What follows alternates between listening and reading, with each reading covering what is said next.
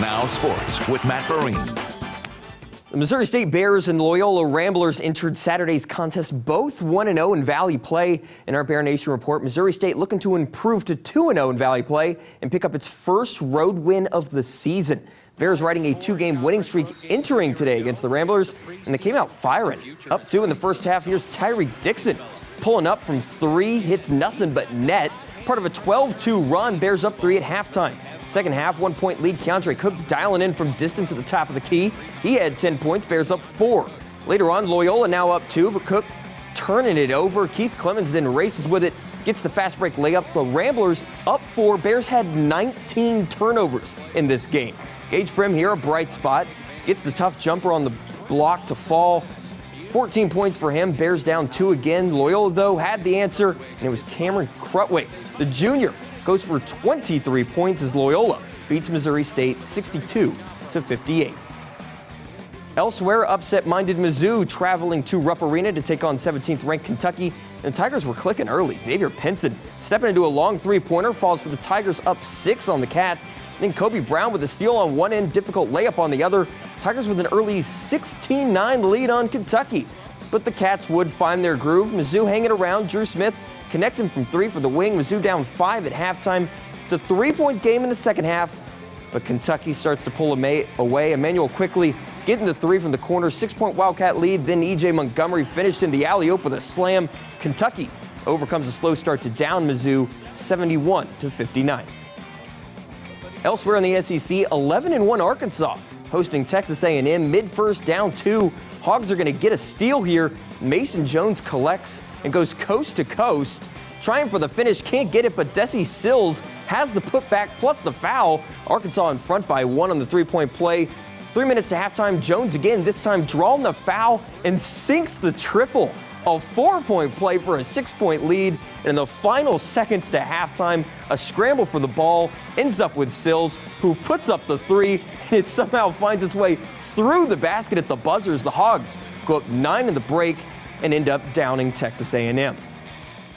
At the Division II level, it's also about conference action. Both the Drury men and women visiting McKendree today. 25th-ranked men tried to rally but come up short against the Bearcats 80-70. After a 7-0 start to the season, the Panthers have now lost 3 of their last 4.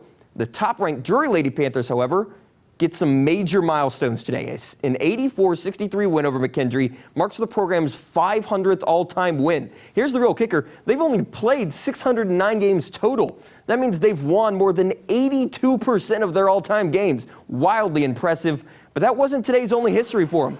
Haley DIESTELKAMP added another record to her resume in today's win with a 3-pointer just 10 seconds into the third quarter. And with that, DIESTELKAMP became the all-time leading scorer in program history. 1,816 points and counting. She scored 18 points in this game, bringing her total up to 1,820. She already holds the Drury records for most points in a season and in a game, which makes her, by all statistical accounts, the greatest scorer in Drury basketball history. And while we're talking GLVC basketball, both the SBU men and women in action as well at Southern Indiana. Women coming up just short against the Eagles, falling 70-63. The men, however, with a huge upset at 12th-ranked Southern Indiana. Bearcats taking that one 71-69. And finally, for basketball, both the Evangel men and women also playing. Women fall at Grandview 64-49. The men, on the other hand, dispatch the Vikings 85-73.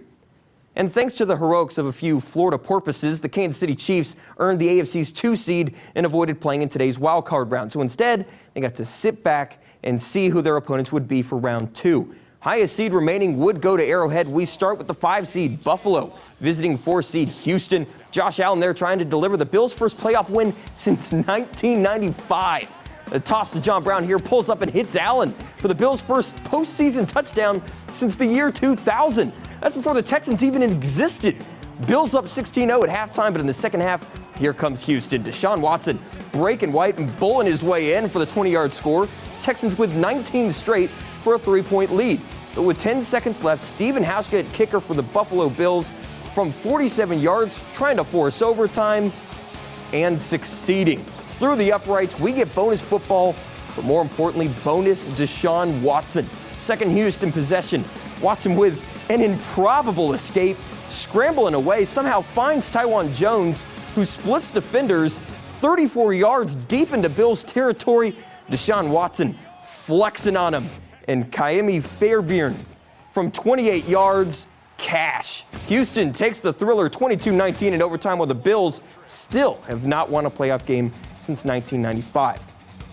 So for Kansas City, that means if New England wins, you play the Pats. If Tennessee wins, you get the Texans. Second quarter, Pats down 7-3. Julian Edelman in for the touchdown. Makes it New England 10, Tennessee 7.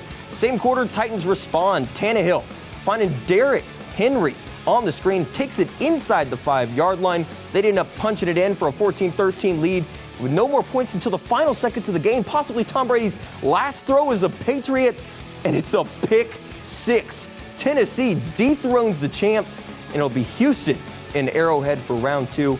What a finish. I mean, the end of possibly an era for Tom Brady. The Chiefs, like I said, will get Houston set. I believe that's a 2:05 kickoff. I'm sorry, Sunday. I wasn't paying attention. What did you say happened to Tom Brady today? lost in the playoffs. I know. First home loss for the Patriots since, I believe, 2012. Yeah. So a while. I'm kidding. He's had a good career, and I think we're all ready to see somebody new. Certainly, competing Chiefs at that Kingdom's level. probably excited to see something I think different. we are, that's for sure. A final word after this.